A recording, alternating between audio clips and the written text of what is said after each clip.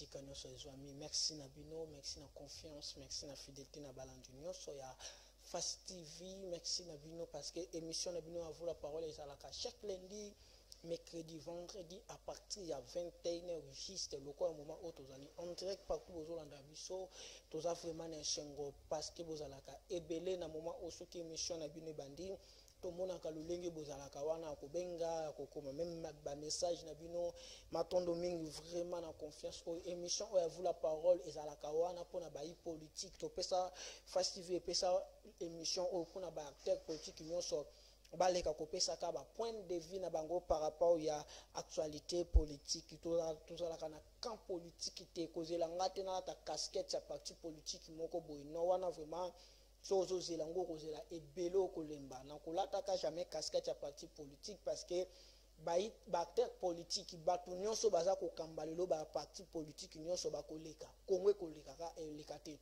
ezala Mobutu azaki président de la République aleka ki Mouzé Laura Désiré Kabila aleki Joseph Kabila aleki lelo chef de l'État Félix Antoine Tshisekedi akoleka Congo ekotikala kaka Congo sikopona nga na pona akwa bona sale la ba individu oleke na sale la mboka c'est ça position nga ezalaka wana yangwana kopesa nga texte na mona ga bande comme so babenga kabiso pourquoi yambi muto pourquoi non wana émission télévision Face TV ezalaka wana na te pour nous soutenir non toza toujours wana surtout émission oyo toza na kat na chaîne na biso awa ba émission ezebele lokwa na pesi mauvais junior dinanga so bolandi émission na ezalaka wana ya ko soutenir vision en chef de l'État mais émission oyo vous la parole ezalaka à vous la parole to pesa ka parole na mutu nyonso boko ko yebisa ngai te ke non na yamba mutu o te na yamba mutu o te lawana tokoyoka te boko ko benga biso loka bande ko mususu ndeko boyambia lobi boy non c'est conseil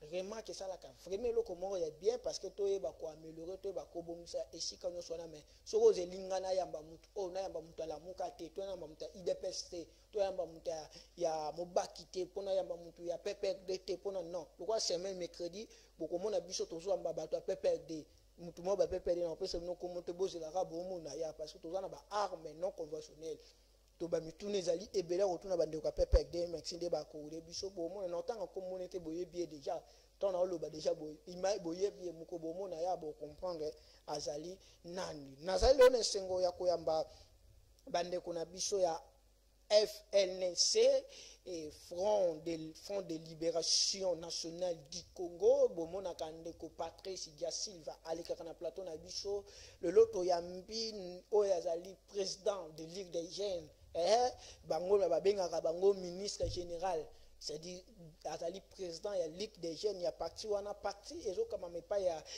ancien général Eli Capel oyo azalaki ancien général Eli Capel azali vivant to pesi mbote place azali nga bengaka mon général na pesi mbote place ozali yende azali tozoamba monsieur Jean-Claude Mavididi Congo vraiment. Bonjour. Congolais. Bonjour. Bonne santé. Santé Zagito. Première fois tu es en bon plateau. Oui, exactement. Bonne partie, n'a pas évolué comment? Oui, partie est très bien. Tu rectifié nous le président national Kombonaye, Kapend Eli Kanimbu. Kapend Eli Kanimbu. Kanimbu. Mon général Kapend Eli Kanimbu. Oui, ex-général. Ex-général. Ça comment démobiliser tout ça. Comment pourquoi tu n'as pas démobiliser? Non, mais tango tozalaki en exil toye tozalaki politico-militaire mais kozonga na biso loi ya mboka elobi ete militaire akosala politique te il fallait tozala démobiliser bayebatikalaki na politique baza na kati ya FRDC tosalaki démobilisation tozosala politique civile depuis 2009 tokomaki yango depuis 2009 bokomaki parti ya parti civile exactement. Ok lelo siko boza ko évoluer na parti civile boza na kani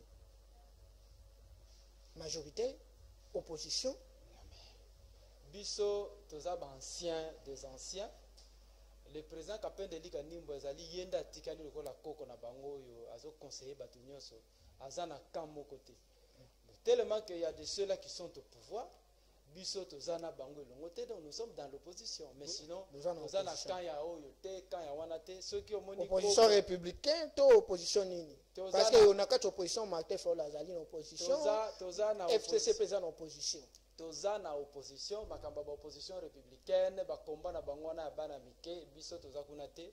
Le président Kapende Kanimbo est le seul vieux du village atikali oyo eza po asangisa bango nyonso tu. Donc sangisa bango ni aza na opposition bato baza na la majorité bo sangisa bango comment? Non mais bango nyonso bazali bana na bango parce que le président Kapende azala avant indépendance, pendant l'indépendance et après le lo azali. Donc c'est quelqu'un oyo amona tango ba parents oyo aye bazali ko lutter pour l'indépendance, ya azala ki présent. Ba parents ne ba encore rappeler biso mémoire. Ba parents par exemple to ba rappelle Moïse Tchombe, c'est son oncle paternel, bazali belé wana ba gizenga bazala ki wana à l'époque wana et consort, ça sont ses collègues ainsi de suite. Donc ya azala ki wana tango makambo nezo ko se préparer.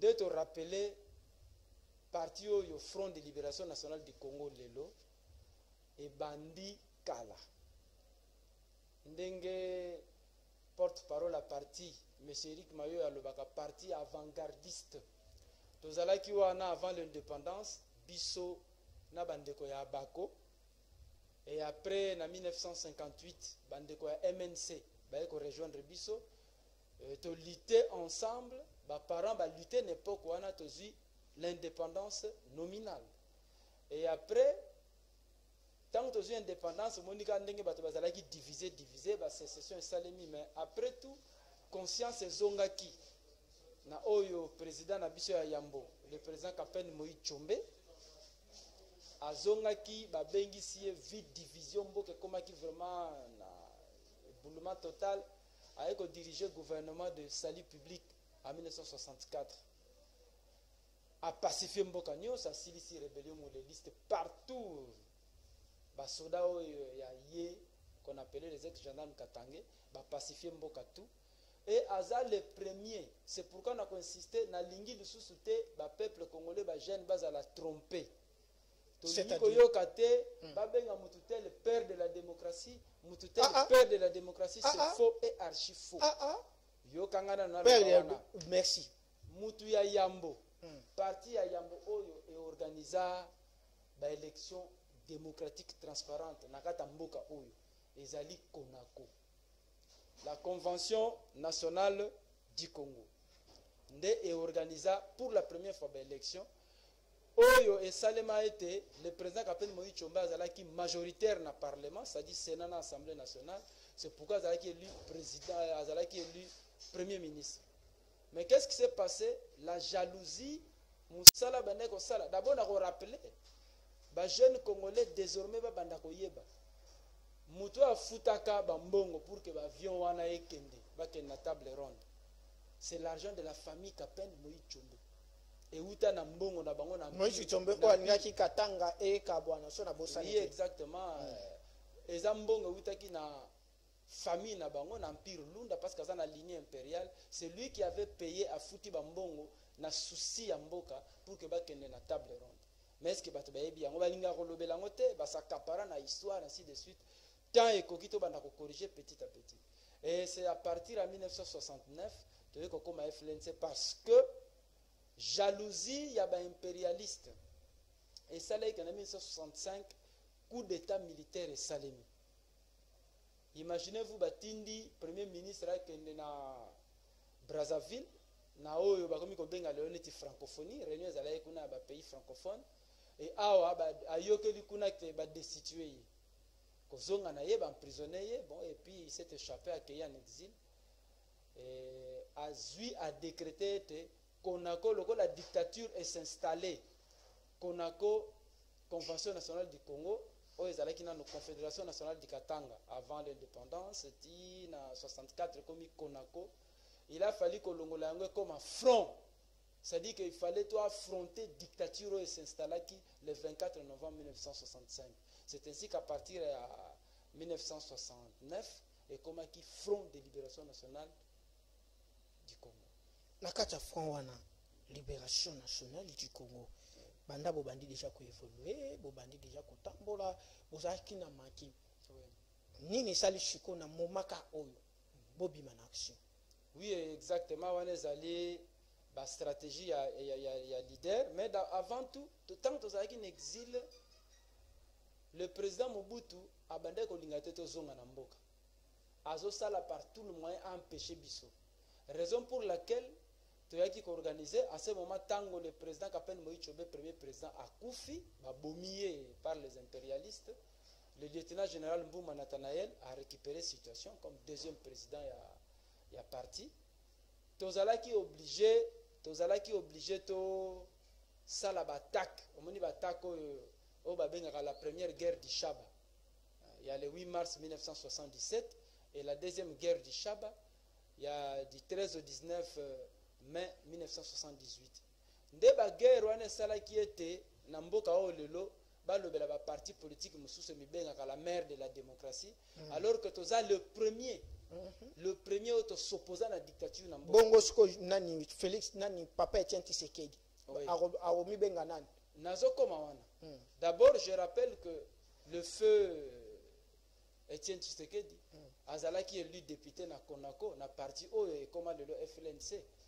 Tant on azalaki convention nationale du Papa Etienne Tshisekedi azana racine et arbre na ye ezali toujours na famille na alekela na Front de libération du Congo. Alekela na Konako et comme le Front de libération nationale du Congo. Nazo koma wana tango tosali batak wana na deuxième attaque ba français bakufaka mingi et c'est ce qui fait que et permettre na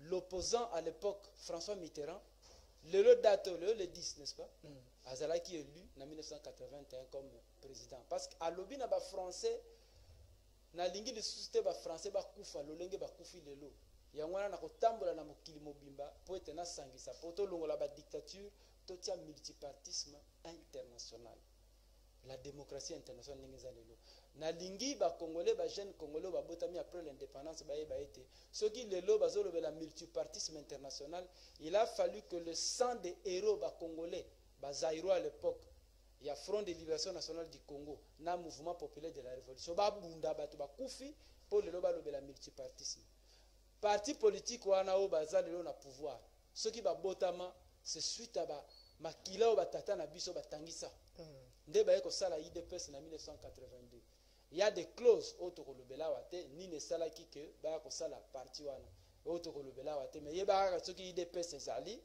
c'est parce que il y a eu le deux guerres du Katanga. Ça veut dire que cela veut dire que non ndenge bino parti na bino bo s'imposer to bo bondimaka te ke Papa Etienne azali la perte de la démocratie. Perte de la démocratie wande bondima ngote. Kondima c'est trop fort, c'est quelqu'un oyo azaba ba cheminaki na président Kapende. Mais tant supposons ce que zabondongo le makambo zabongo et botamaki mais toaki komona na moment moko boende Papa Etienne mutabimaki liboso ye mutacha ki asala ki face na Mobutu. Bon, asalaki face na Mobutu na moment wana le président Kapende Likani bazalaki na Angola en exil. Pourquoi ayaki to ko accompagner? Mais il était là parce que ya toujours la rescousse ya. Ça dit so batwa kufimbo ke baby ya ye ne kaka na shima o le batwa ora. Aya le kwa kumaye nini ba mitu ko bo mama ya kaka toujours na retard. Non, eza marque wana te. Et si kanyo soto azalaka a sacrifier jeunesse na ye pona mboka oyo. Mais ceux qui bino bo na posa na ye, aye so boza na posa na ye ta royate. Ba ya kaka mais pouvoir baracharango bien sûr oui bien sûr on a eu l'occasion mais pouvoir baracharango mais ça ne sert à rien d'arracher le pouvoir quand vous savez que la population va se retrouver si on attend le moment opportun tant que tu as pouvoir le lingue to bandit qu'on préparer pour que la population congolaise se retrouve on n'arrache pas le pouvoir vous préparer déjà pour que vous préparer une élection yango bobenga kibino na ba consultation boboyaki ko s'adhérer à l'union sacrée. Parce que vous avez une vision 2023. Non, vision 2023, ça c'est rien, ça la calme. La consultation, tant que vous ici, on ne conseille pas un adulte. Dès qu'il y a une stratégie politique et pas le président Félix, ou Azali, le neveu parce que le président Kapende Likanimou va cheminer le feu président Etienne Tshisekedi, le président IDPS, Tikabiso. Alors, il y a en tant que moi, c'est son neveu. Akende ki abengisi alobi na yo alobaki na ye mais soka boyine ko appliquer et aponi nzela na ye et puis union sacrée bato bazoko s'arroger lelo mais l'union sacrée n'est pas d'aujourd'hui l'union sacrée salemana na 90 91 et quand on parlait de l'union sacrée pour que l'union sacrée en ait mais c'est grâce à nous pour qu'on parle le 2 janvier 90 pour que Baba proclamer multipartisme. Mais c'est suite à ce qui s'est passé en 78, tant le secrétaire général de l'époque, Joseph Pérez de Cuellar, a dit non, il faut tout ça, la surtout démocratie. Pour que le fait président Mobutu a condamné le 24 avril 1990, andima multipartisme, il y a eu des pressions. La pression, il y a FLNC. Particulièrement le président Kapende Deli Kanimba, à l'époque, général d'armée. Nani a comme ça qui est général d'armée. Question papa moi papa na respect nyonso non ça la vraiment fort na zoluka na bon ça calendrier to agenda na koya vraiment parce que ngamoko pe wana caméra isa te ngamoma na coulisse na yo tuno ba question parce que makambo ba loba tenza ngonga teveza ngoma eza na makomo na vraiment na carnet na joie vraiment cours ya histoire à Congo na oya vraiment na joie cours à histoire parce que na ora mara sous saison ça biso na tuno question nani yango akomisa ke général d'armée ou bien azali général autoprogrammé. Non, attention. Exactement le cas aux mona lelo mo ba rébellion ya mike zo salemawa. L'armée katangaise de l'époque est très organisée. Donc le président Kapende abandaki lokola soldat. Comme tout le monde, il a mati ba grade, ndenge ba grade za rakati a commis officier supérieur ainsi de suite. Jusqu'à officier supérieur wana na ngazaki président o abandaki ko pese ba pété wana. Natango nezalaki lieutenant général Mbuma Nathanaël ndazalaki parce que tango le premier président Kapende Moïse Tshombe a koufi en 69. Le lieutenant général Mbuma Nathanaël a remplacé Yenda Zalaki a remplacé comme président à parti. Et lui était là comme un militaire. Tozalaki politico-militaire, donc comme un militaire et comme un politicien. Donc son chef, qui reconnaissait ses bravoures, Ezali y est. Jusqu'à ce que, pour des raisons impérialistes, tant qu'on va déclasser le lieutenant général Mbuma Nathanaël, le président Kapende a récupéré. Azalaki, donc chef, il y a une armée de 65 000 hommes et femmes, évidemment. Azalaki, chef à une armée organisée, FANC. Ce n'était pas une rébellion. À ne pas confondre, le FLNC n'est pas un parti qui est sorti d'une rébellion. Le lingue de Zomona, le Mutumogo Boazalaki civil, directement au monier général, directement au monier Mukonzimogo la police. Voilà pourquoi vous avez besoin de Salemami. Donc le temps est venu pour que le peuple congolais, les jeunes congolais, les histoire Yamboka, parce que au moment en 1960, Makamoni ne Salemaka. Le fait premier ministre, Yambo, papa Lumumba, Azagi n'a pas conseiller blanc, n'est-ce pas? Le fait président Kasavubu, Azagi n'a pas conseiller blanc. Si vous avez blanc, vous avez Simakuna, Yokani, Yoloba Boy, Yoloba Boto Kabola Bango, et entre-temps, vous avez préparé infiltration. Donc, Lelo, Biso FLNC, tolingi li système akambako bato babanda kofunda mindele non soki tozo souffrir eza pona mindele plus question soki tozo ko souffrir ezali pona incompétence ya ba dirigeant actuel tolingi to ça la précision ana néanmoins même ba dirigeant au bord du chez le lomboka mais c'est bato bazo ko tâtonner quand on tâtonne mais to lo ba vérité même ba dirigeant bazo diriger bon mais bazo tâtonner mais explore réseau là qui ça m'a déjà kozong baté état de droit baté gratuité d'enseignement ba résultat zo ko monde ça wana ozoluka makamu mususu te ozoluka makamu te nazoto no mituna parce que les incompétents nazo ya omoni problème ezali muto azolakisa yo tant tozokola tondo lobani maître soka azolakisa élève abombaka toujours moi système à kung fu bango ils ont été formatés na moule moko à l'occidental batangi à l'occidental bayekoli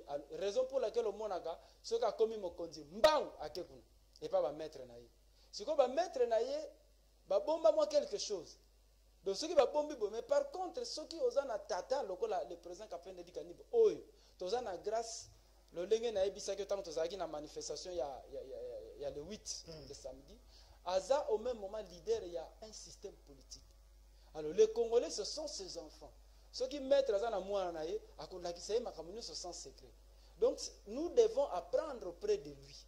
Oyazana joyau wana richesse wana système politique poto to longwana joug impérialiste. Toza toujours na domination ya ba impérialiste. parce que le système politique on est qu'on sa biso indépendance totale parce que indépendance en 1960 et ça le gars ba bébé moko boye ba ebina ne loko moko te on est toujours dépendant jusqu'aujourd'hui. C'est bon. Tu veux d'abord l'actualité. Malgré aujourd'hui, avant de l'actualité, tu veux un sujet activité nabino na suka. Tu veux activité l'actualité parce que il y a Front de Libération Nationale. Parce que ils imagine nabino activité ezali. Malheureusement, caméraman o esega qui a pris ça de couper avec la biso on a pris ça on tending ya utikoloba. Mercredi na première tribune beaucoup mona ngo na émission to ko balancer ngo na émission mercredi beaucoup mona ngo et kozala na émission. Mais to beta d'abord l'actualité parce que yo bino bozali na opposition. Bon perception point de vue bino par rapport à l'opposition. Il y a des choses qui bino peut bozala chef de file opposition na ebité on zo dépendre na bino parce que Joseph Kabila peine opposition ya zamira. Avant de poser une question, nous avons une actualité. 2 minutes. Pourquoi le lobo est qu'on l'a à l'époque, il y a Félix Antoine Tshisekedi, chef de l'État, mais Kabila Fanda pendant 18 ans. Vous avez une action, vous avez une action, il y a une activité ni ne sali que non et puis c'est une assurance de sécurité parce que parce que bon que non réellement que état de droit côté c'est moment en que to ko ya na biso ko ça lancer na action non à rectifier dire que na tango ya président Joseph Kabila to banda ko sala eloko moko te ba activité non là c'est faux to sala ka ba activité banda kala mais oyo eza particularité ezali nini plus de 40 ans d'exil.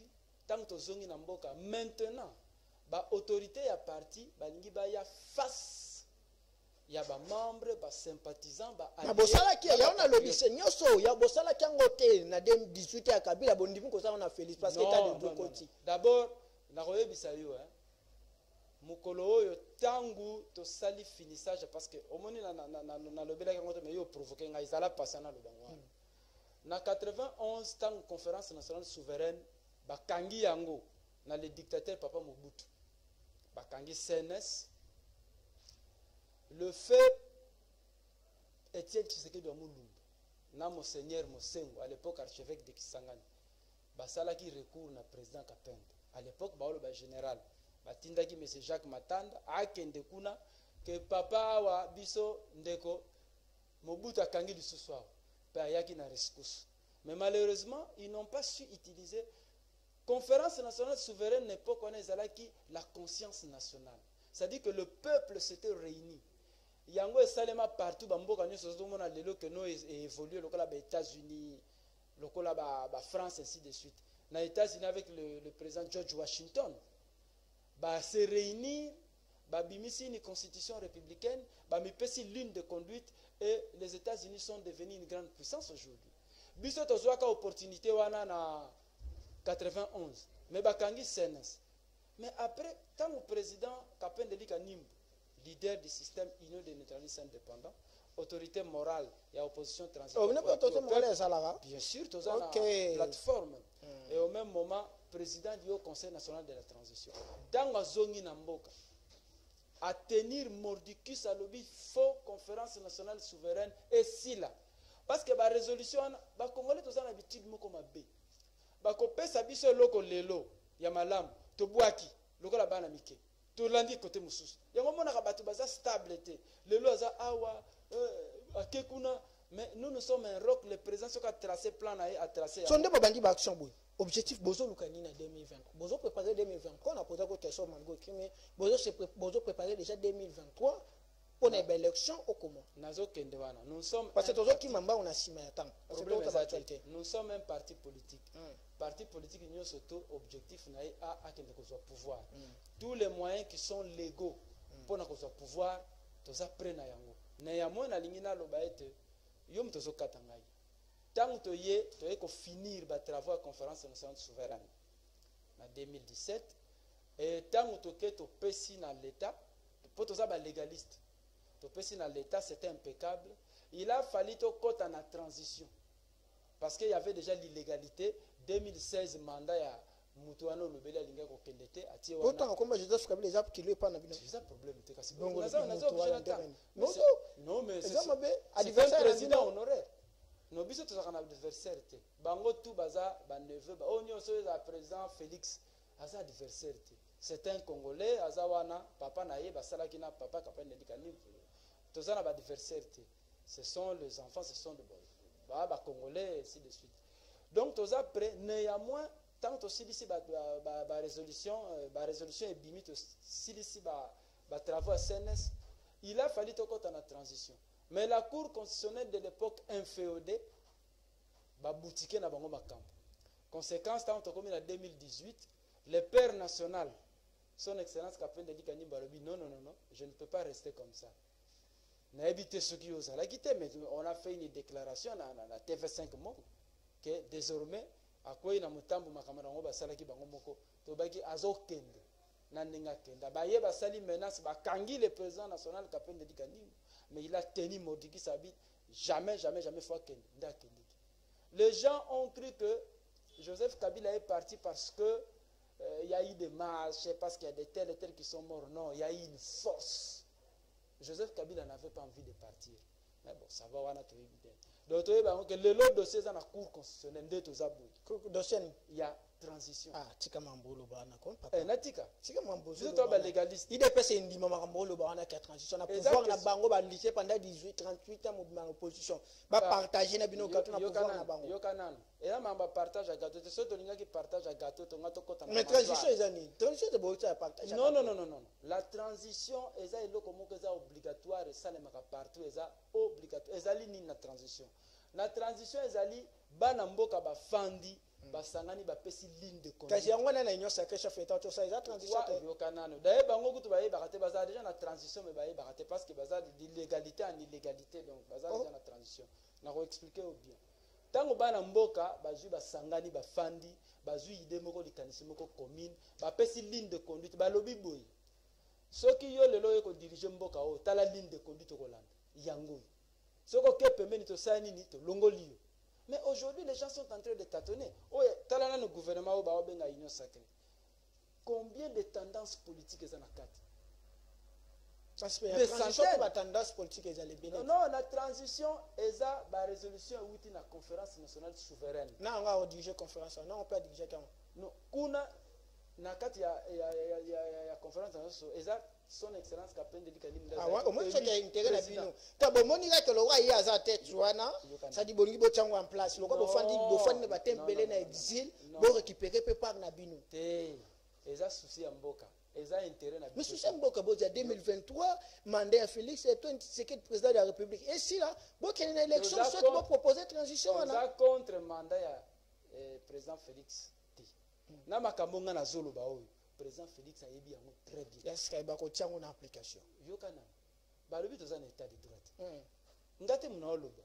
Mais qu'est-ce que signifie état de droit? État de droit, le minko ba respecter la constitution. Merci beaucoup. Constitution lobby que notre président de la République a un mandat na 5 ans. Ce qui endémique la transition quota a ça déjà haute trahison envers la constitution. Constitution o yozo lobela wana na ngina expliquer yo.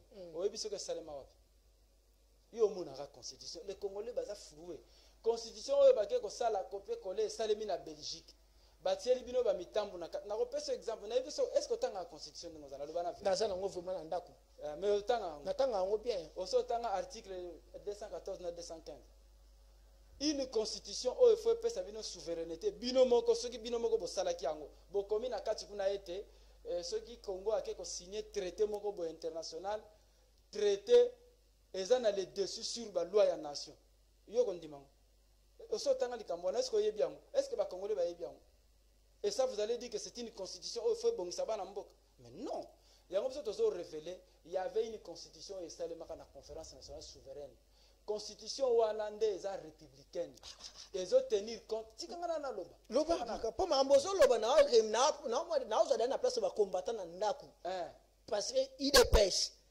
Ba président ba kamba il dépêche. Ah papa. Na so la place na ndande ba yi non na. Ngana contre président Félix T. Na président Félix ninga zana makamazo mona le les faute na été. Makamoni na mona.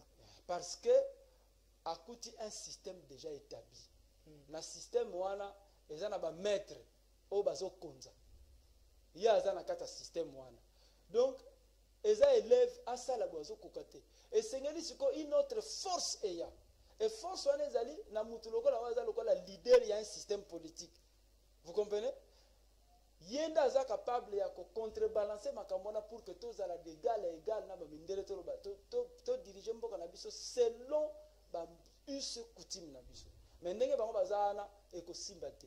Ata bozi mutu moko atanga na Harvard aye na ba diplôme eza na ndeko moko awa ando tia makelela na ba élection nazana ba diplôme 6 nazana ba diplôme ba doctorat 6. Voilà, je vois que la présidence assemblée provinciale boza ba mbwake là boza na ba mbwake là la lingo lo ba ka boye kotanga na yo mingi otangi na ba système na bango bozokende ko copier makambo ya kuna ezo correspondre te na ancien général pe atanga pe na système na bango. Non, mais il y a un leader, il y a un leader, il y a un système politique. C'est-à-dire que le système politique, on a une ligne de conduite. Il suffit que les Congolais s'assimiler de telle manière que tout y est là. Et puis, assimiler, pourquoi il n'y a pas quoi qu'il n'y ait pas dans bango? Non, mais il y a qu'il n'y a pas dans bango, qu'il n'y a pas point. Mais Aza, le col Aza Mukolo. Mais le col Aza Mukolo, il m'a caca que non, élection et salama, à fin de 2023 quand même. Parce que tu as trouvé dans le est-ce que tu contre cette transition? Est-ce que ngana lobby que tu as contre l'élection? Oki na munoko ngana lobby. Tu mettons le lobby transition ngo ba kenon so bo toke na transition élection to lingi boy sate. Biso to lingi boy. Transition wana nde ko bongisa ba élection penza ya kitoko. Eza idée ya Fayulu. Eza idée ya Lamuka ya. Non. Ya ita sorti de wana zo provoquer ngai. Na zo provoquer to na zo ba na yo. Ba tu mususu wana soki ba ASN na bango wana. Biso tango to salaka plan sortie de crise to pesa kana bango mais ne peut pas plan de sortie de crise. Mais oui, mais nazo le belo mamba CNS yo oza kiriete o journaliste ndeni mambeleka na mboka yo yebi naza na mambo zo ba nyonso naza ngona ndako naza ba document na bino nyonso na ndako lokolo za nango siko pourquoi zo provoquer ngai nazo bango ba ye batali ida mukolo ya mpaka mais mpaka sepela ka ndengo na soka bimisi likanisi bato ba copie yango lokola statut VIP ba musu bazo profiter nango. Mais ça m'a cambo ezwamaka na kata conférence nationale souveraine. OK, merci président. Tokozongela yo émission musu sekoya to robetara ali selon parce que eza histoire mobimba, histoire mobimba. To beta actualité d'abord politique parce que aux en opposition. To beta dossier ya état de siège. Bolobi que non général ancien général azala qui peut général, besplan na tanga qui livre vraiment selon histoire na yeye mta repousser qui kunda battoire, tanga ngaki ko récupérer Esther.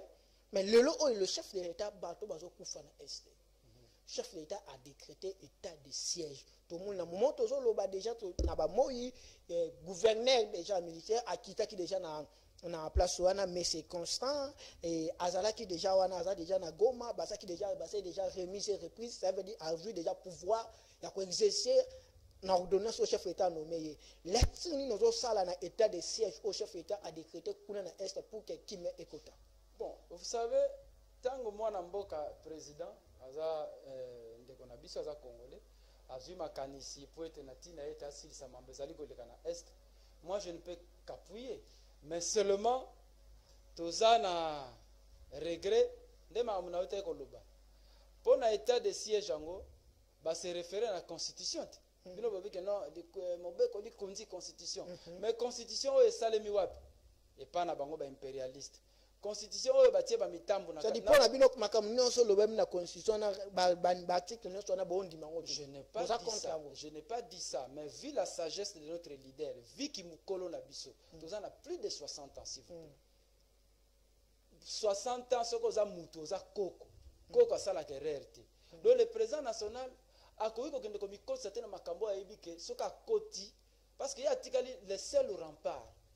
Aza contre baba neveu na ete bango tu wana te mais ceux qui a côté sur na ba erreur wana do mboka na biso c'est erreur état de siège ndé nazo ko expliquer yo zo kata ngai état de siège za na erreur pour na mi ba mboka na musu to kenda ko copier makambo na bango baza déjà na makambo moko tissu économique social eza déjà un peu stable parce que biso to za na ba réalité moko ya biso moko kaka bon biso to oloba notre président national, le père national, son excellence Kapende Dikanim, na vie na ye asala na ye mambo ebele mais o eza loko la spécialité na ye musala na ye penza eza armée na politique.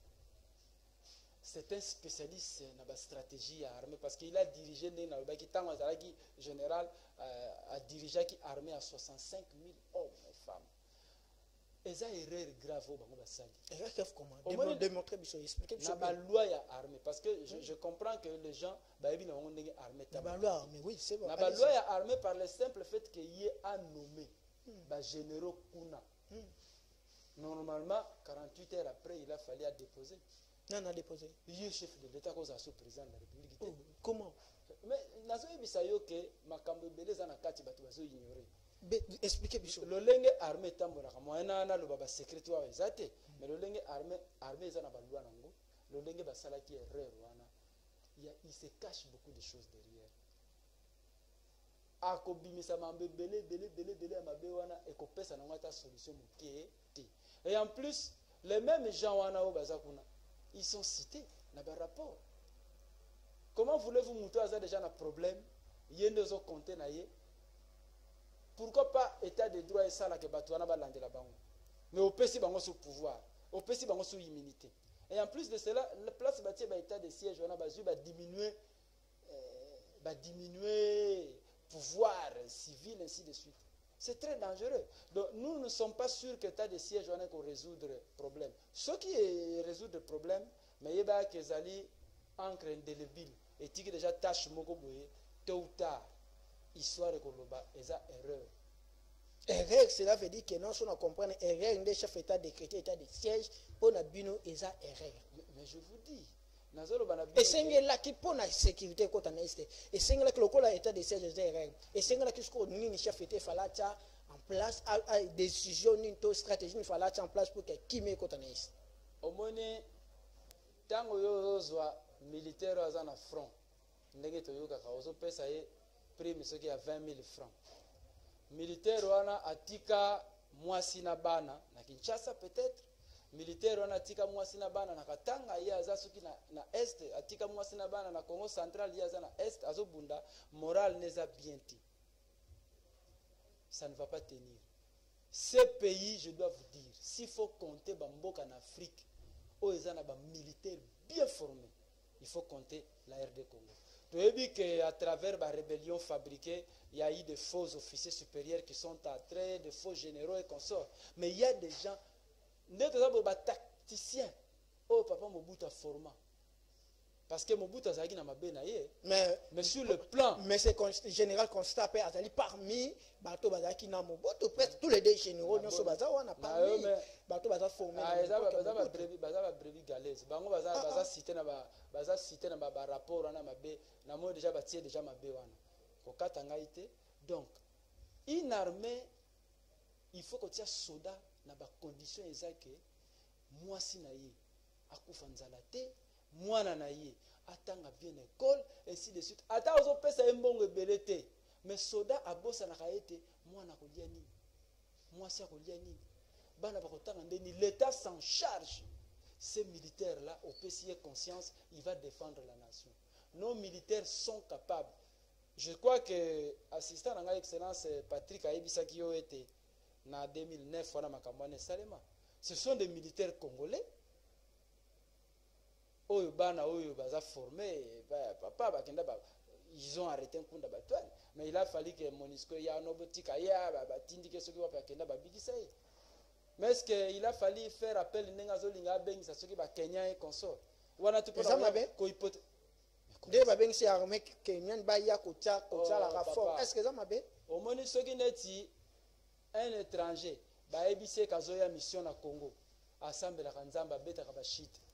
Parce qu'il y a des gens qui sont au Congo, tant qu'ils sont riches. Au lieu de payer beaucoup d'argent à Batouana, il faut mettre les militaires dans de très bonnes conditions et ils vont défendre la nation. Donc voilà, nous sommes tous habillés au Moko et ça coûte à Tinate pour Nabiso. Mais les experts sont là. Naïbisio que le président Kapendeli Kanibou, c'est ça, ce qu'il a fait toute sa vie. Mais pourquoi il faut aller chercher des gens en Orient, en Occident, par-ci, par-là, alors que Batubako Sungabino Bazawa sur le terrain? C'est ça notre problème. On ne peut pas mâcher le mot. Titan Omoni, calendrier Oyozolo Belozo Lingatena Tanga. Naïbit, n'a pas un moment. Tango Suko Linge Koka, Mpaka Yamboka, Abanda Koluba Makambo, Abanda Koluba, Aloba Histoire Yamboka, Oyezala qui tronqué. Babongola Yango, C'est là, on comprend bien. C'est-à-dire, et c'est là qui n'a pas appliqué le calendrier, mais l'entretemps, la population va se na est, massacre zo salama na est, état de siège pour Nabino, et quoi, eza bien té, ndenge chef état qui koluka ba armée étrangère ba yawana, eza solution té, nango na tunyo pesa la solution. Na koyebi se lokomoko. Na yete soko so mona déjà mutazo ko se noyer na mai. So mona na misu to yoka li solo to tala kana film. Mengai na mona. Omoni soki mutazo ko se noyer. Soki yo yebi nage bien té. Oke luka o sauver na yobo ko kufa. Engolo bani. Eningo lo baete na moment oyo poto sauver bandeko bazana est. Ezo senga ba vandisa ba o ba yebi makambo wana. Il y a des Congolais qui sont capables de faire ça. Et je ne mâche pas mes mots. Le président Félix a yebi très bien parce que le président Kapendeli Kanimbo a cheminé avec son père, son fait père. Batambola par-ci, par-là, même dans le monde, il est témoin à yebi. Nazolo ba service, ne bazo landa, ba yebi ça. Aza conscient. Mais qu'est-ce qui se passe? L'entourage qui est tout autour du président Félix. Batu ba na mangeoire, batu moko boyo bazala ki be ennemi de la nation. Hier, ba ye ba ko sangana tout autour na ye, ba komi ko lobane ba n'importe quoi, ba loba ya komi troublé. Lokola na uti ko lobano ke il a été formaté dans une école où faut dépendre quand na bapaya. C'est ça le problème. Mais il y a des gens avec la méthodologie liée na ba force ya mboka na biso, baza capable ko bimisa mboka oyo na makambo ndenge zali. Voilà papa Msamboka na makamu ndenge ezali lelo dossier ya Bukanga Lonzo point de vue na bino za nini Bukanga Lonzo parce que matata ponyo azali cité na rapport ya IGF akende ko pesa ngona maboko ya ba IGF auti kutu voyage azongi parce que quand justice bengi c'est quand même moi félicitations hein mon tout ce ka akoye poko kima na eko kene exil mais andimi ko zonga répondre à l'invitation pour ya justice. Combien de temps ça li banda kala balukaka ye kaka siko ye botamie mais par exemple muto cité wana d'après Batu et d'après certains blancs parmi les premiers ministres ba sitaka ete no premier ministre vraiment zanaki bien là et ça y est je vois que kakango yena ndeko muzito mais pourquoi? Parce qu'ils ont fait la volonté des occidentaux, des impérialistes. Alors la ligne pe leona zala très clair. Tellement bino bo utiliser ka na français détournement ngai na lingi yango te na sepeli na moto. Donc ça vole mon intelligent maquillé. Pourtant muto yo ayoki détournement. Au moins on dirait ça normal. Le gars tozo bana lingala facile. Munoka mboka na biso eza mo yibi. D'abord tozana INRA. Oyebi INRA. Institut national de la recherche agronomique A. Baza bien outillé, bien formé. Pourquoi ne pas prendre ces gens qui va dans le terrain wana, basala ba étude, pour que ça c'est de l'argent de l'État qui a été gaspillé. Bazumbonga mboka ba boaki pour bango ba récupérer na ba. Mais ba avocat na yeba oti ko lobake bien que ba bi mbongo ya l'État. Mutabi msakango eza ministère à justice et ba ministère à finance et les canons na ministère à budget banque à bimisi mais comment y matata ponya za cité aussi le temps que non mbongo bimaka dans la procédure yoka ya za cité yoka nani ba bengi nani premier ministre ya yambo vrai ou faux yo biloko zo bunga na ndako na bana bazo bungisa biloko siko yo tata donc yebi na yote et vous trouvez ça normal donc vous ne savez pas contrôler votre maison. Ça veut surtout se comprendre bien. Ça veut dire que non même détournement paye, il y a enseignement au primaire. To le va payer que non, fait pas bien ça peut premier ministre. Non, place on il y avait expliquez bien parce que faut se comprendre. Il y avait des cas de flagrance. Il y avait des cas de flagrance même hier. Ba cas de flagrance ezalaki ba vérité ba to ba bimisi ba fundani bango na bango ainsi de suite mais il y a Joaki en tête seulement ezalaki très malin il y a bomba mina sima a bimisi mutwana c'est ce qu'on appelle le vol intelligent donc ndekobo s'il ne se reproche de rien il y a vraiment vraiment une assurance ça na élikia que non malheureusement malgré Jobenga justice na biso ezali instrumentalisé aza ko qualifier IGF ezali politisé ezali problème politique na boy na ngate bakoloba ndenge bakoloba tangu ya azalaki wana azo manipuler justice ezalaki malamu siko lelo lokola ya za lisusu te et comme bato musu. C'est pourquoi je vous dis na mboka na biso, on va de tâtonnement en tâtonnement. Tolonga na tâtonnement, tozonga na une ligne de conduite. Nous avons cette possibilité to bongisa mboka. Sinon ba okendeka ndengo na o ba ye soki ba longo ba bandi ko funda na o ba yeta. Par exemple nde ba kende ko kota kuna na union sacrée wana ba obenga union sacrée. Ce sont des gens de plusieurs tendances. Oh, il y a une tendance naïe, oh, il y a une tendance naïe, oh, il y a une tendance naïe. Vous croyez que si on va utiliser l'idée ni pour évoluer? Quelle est l'idée qui va primer? Prédation et cocotte. Oh, il y a que nous y a s'imposer. Oh, il y a s'imposer. Oh, ça ne va pas. Pour diriger un pays, pour faire évoluer le pays, vous devez avoir une idée maîtresse. Et l'idée maîtresse aujourd'hui, c'est la résolution et ça, la conférence nationale souveraine. Si vous avez une résolution, on a pour y bien que vous avez une application. Il y a une application. Non, il y a des personnes qui ont pouvoir partager. Pourquoi vous voyez que vous proposez un temps au Kabila Zalaki? Vous pensez que Kabila est bon pour pas autoriser que nous mais bon, si vous insistez qu'il ne doit pas insister, vous êtes n'importe quel si tu insistes qui? Mais pourquoi le Kabila qui? Il vient quand ça Kabila qui est dans Kabila.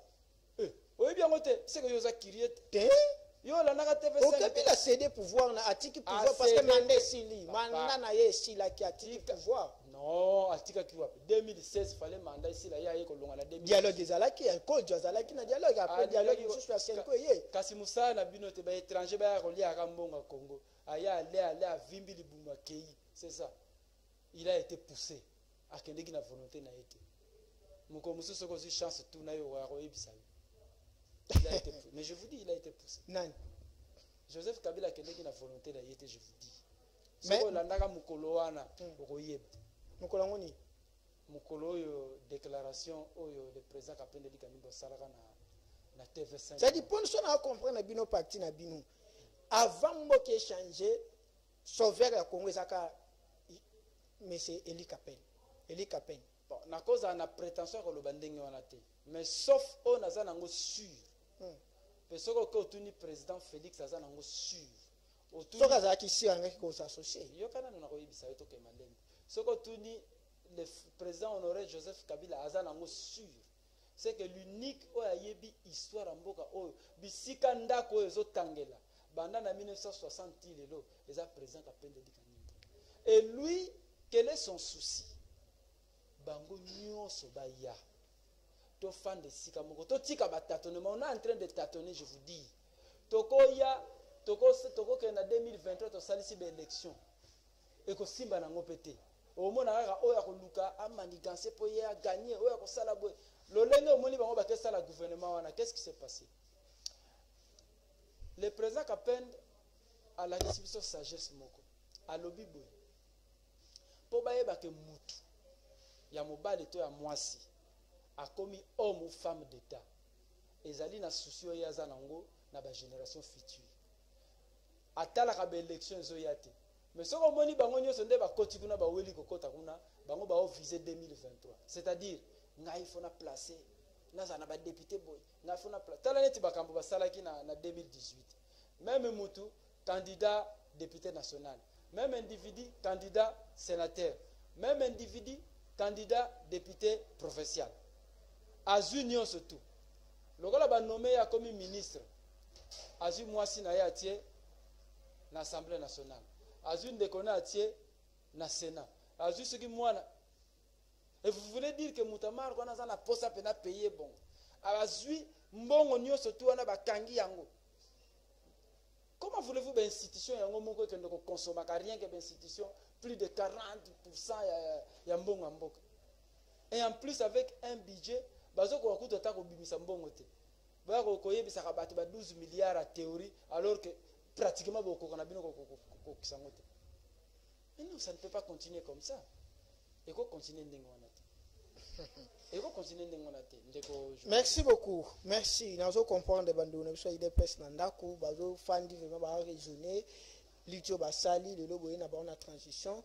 Félicitations pour éviter ceux qui ba ondimaka que non ceux qui eza po bango moko ba sauver. Makamboyo tango zo baza sauver ba action nyonso ba restrict o nyonso le chef d'état Félix Antoine na osala. Bona yo eza bien ezo esimbaka. C'est là nan na koyebisa loko moko. Vous savez que na bango na biso to vivaka place moko. Tozana bango na ba quartier, to mataka ba bis moko, yo polonga na ndako ya batang muso zalaki na yi. Est-ce que vous savez que bazoko se plaindre? Bazoko se plaindre et bazoko se retrouver. Pourquoi? Parce que c'est un pouvoir qui est là, ce n'est pas un pouvoir pensé. Et ça pouvoir moko mutakomo on dirait yeli brusquement bozalaki na ligne de conduite moko bien tracée. Tant que vous avez la ligne de conduite bien tracée, vous tâtonnez, il y a beaucoup de gens de l'IDPS qui pleurent. Mais il y a une possibilité de telle manière que ça a été, Batunion va se retrouver dans le Congo. Grâce à un système politique, grâce à une constitution républicaine, l'Olenge Bimaka n'a pas résolution. Mais pourquoi tu as l'habitude à fouler aux pieds richesse? Mais Congolais, ils ont Tata Nzamba a inspiré bino bo fandi bino nyo surtout bo zuba décision bo kangi makambo ya kitoko kitoko. Après bo la constitution bino bo zolo ba bana ngo ba composer kion. Ba composer kité. Ko composer non, c'est-à-dire que il y avait une commission constitutionnelle. Je me rappelle le professeur Malo Akalenga. Ah non, pas non, professeur Liaou. Parce que Malo Akalenga zalaki na recherche scientifique. Le professeur Liaou, c'est un fils du pays, un constitutionnaliste. Nde makanisi na biso peza bana mboka bafanda gezate loko la constitution ya 26 février basalaki na Belgique bake copier kona baye na hote. Ya CNF, ya conférence nationale souveraine bana ya mboka bafandaki na cité le kombo wana le professeur Marcel Liaou que je connaissais particulièrement nde basala makambo wana. C'était une idée des Congolais, une idée commune des Congolais. Mais que les gens ont foulé au pied. Mais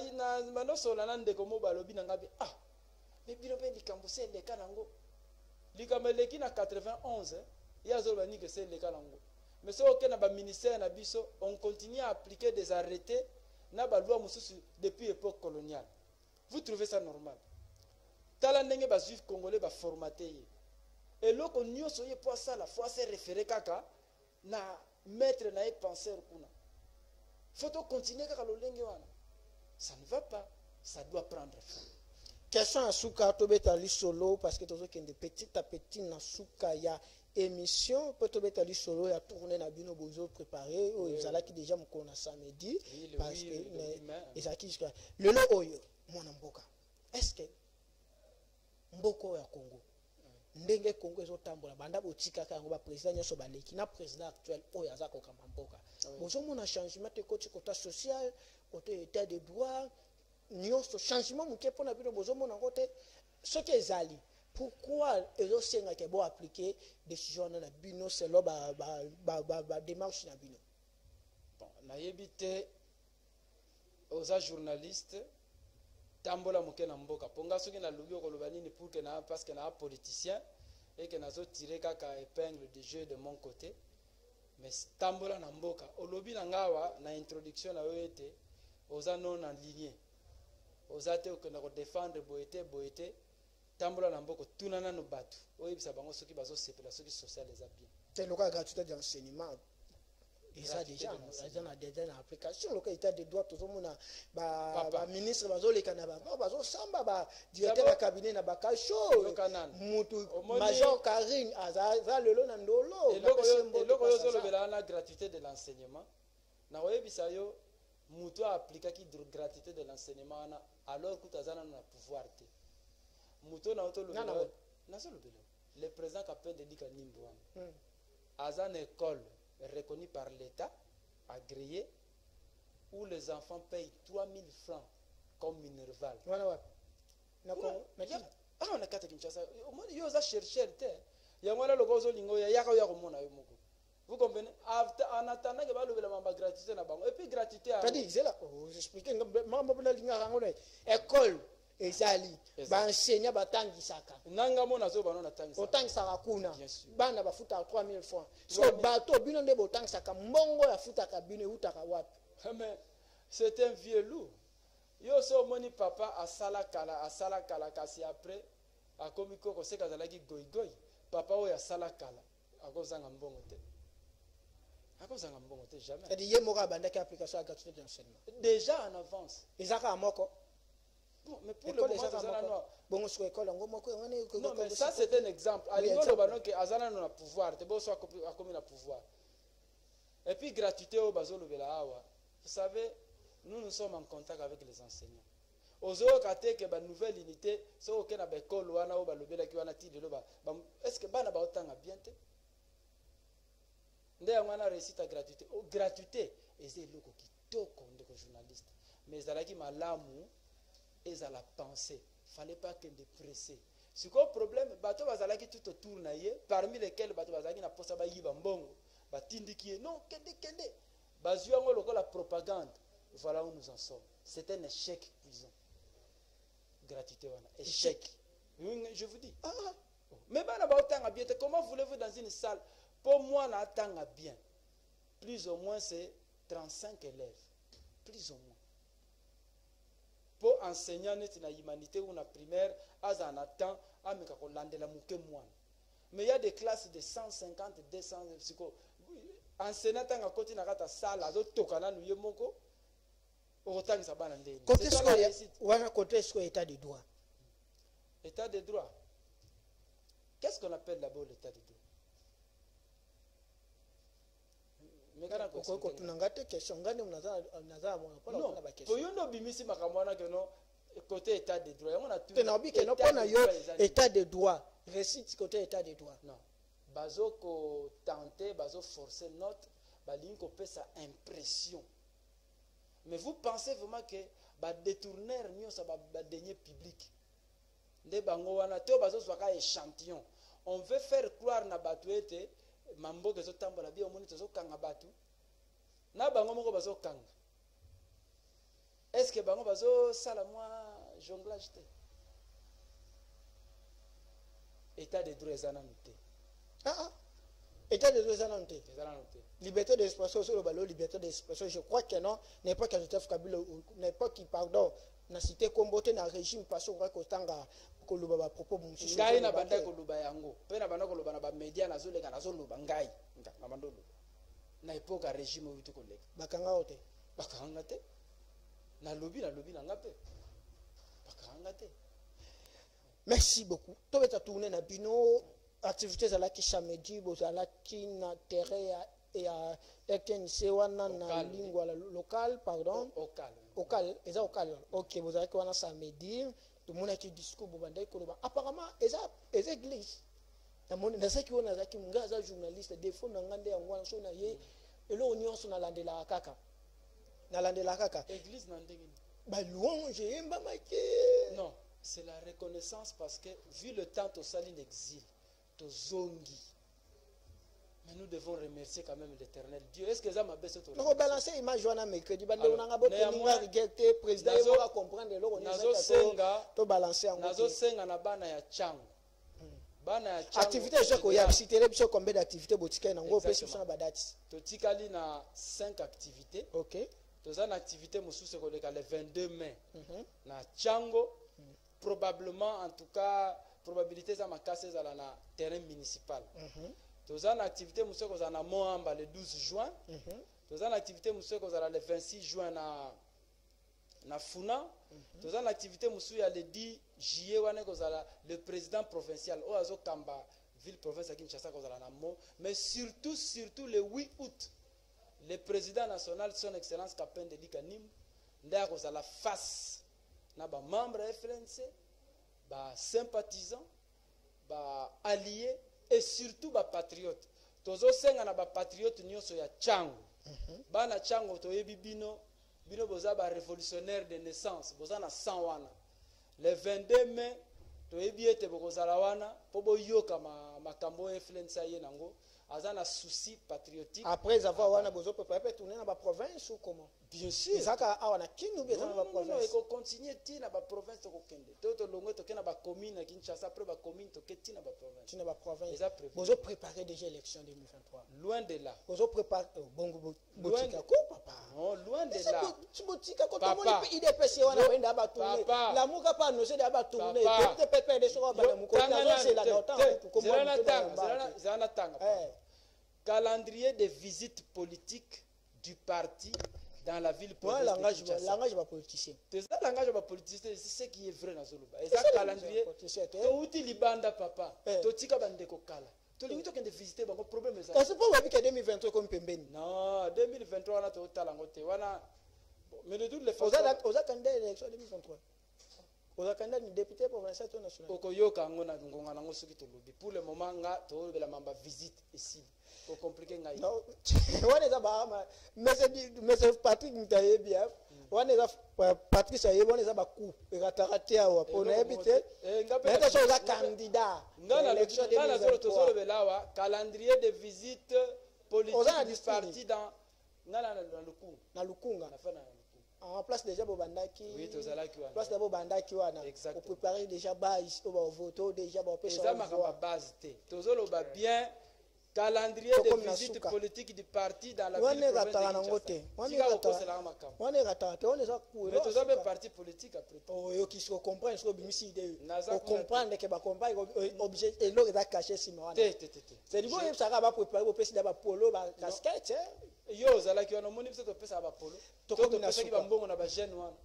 Ah. O mona ki ba ngwana to pesa ki ba tumbongo de ba so ba sala. Ba pesa ba mbongo. Yo moko yebi. Na yebite? O yebi na yo. Oh, pas ça. On manipule les jeunes ici. To yebi nde ba manipulaka ba jeune awa na mboko to yebi. Merci beaucoup Bozake Bele. Pesa message to commune na Suka, pesa message na ba Congolais nyonso baza kolanda. Merci. Na bandeko nyonso baza kolanda. Pesa bango message na bandeko ya parti na bino ba membre nyonso eloko to yebisio to noye ko yebisa bango ya ki po propager bango yebisa bango.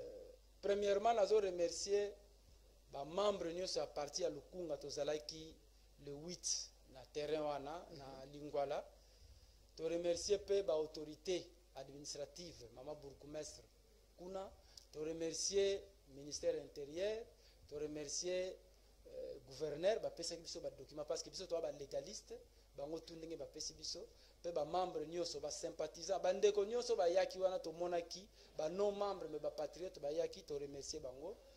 Et j'espère que na chango pe ba ndeko ba ko ya ba ko landa. Et aussi au peuple congolais, to yebi ete mboka ndenge zo tambola to komi lokola bande tike. Mais tata nzambe o biso ba congolais to kuraka mingi atika kabana na ete papa kapende lika nimbo azali. Et lokola bandi ba tourner bo azoko lo babo banda ko yoka bino moko message aye nango message ya union de neutralistes indépendants, système politique ya leader o ezali ete ko bimisa mboka na pauvreté ndenge to zali. Merton Domingue to pêche vraiment merci ndenge. Merci pe na bino boya minga ba liboso na chaîne na bino. Un mot par rapport à ta chaîne. Pardon de que un mot na chaîne. Franchement na moni qualité zali na sepeli. J'espère que zamba liboso. Bonne émission. À vous la parole. Oui, na remercier pe bino pe ba auditeur ba téléspectateurs nyonso bazo kolanda biso.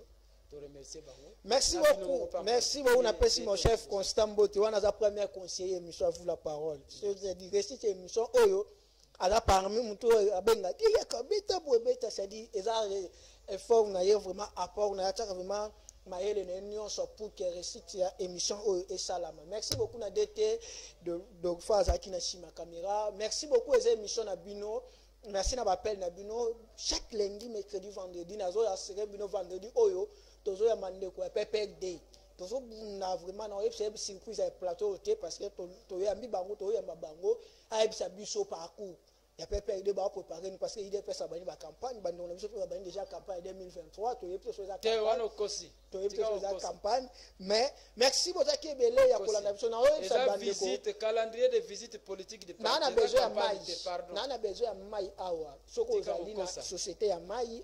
Benga biso okuté na ba kambia chaîne pour que bande ko la biso bazwa mai awa to sela bino publicité na vraiment na besoin nango ya makasi parce que miso wa liko zo kendele ke bo lobela pe calendrier oyo za muté amalamu po eza po sauver ba congolais teto za la festival za on a pe ko accompagner bande ko bo teninga rigate ça mercredi na balancer image na bino merci beaucoup.